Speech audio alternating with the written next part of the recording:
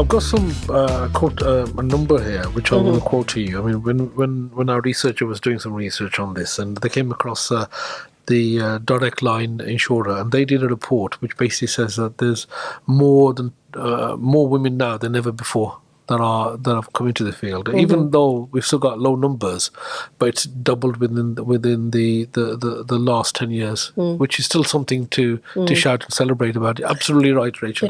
It's not enough. No. But what we're finding is that there's more role models, a lot more female leaders winning awards in the building engineering sector, a lot more apprentices, who have been nominated, shortlisted, winning awards, and you're finding there's more and more role models now.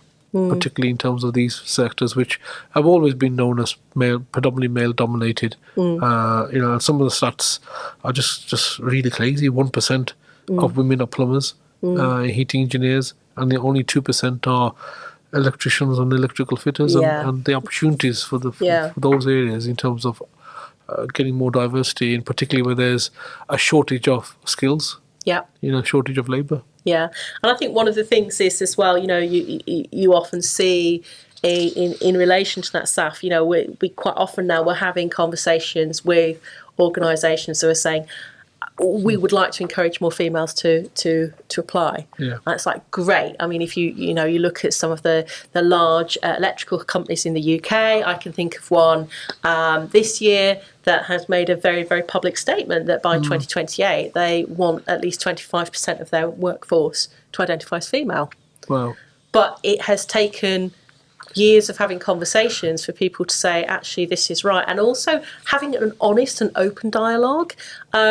It's a lot of things where, historically there used to be challenges around the fact that you couldn't necessarily get PPE in different sizes. Yeah. You didn't have a toilet on a site.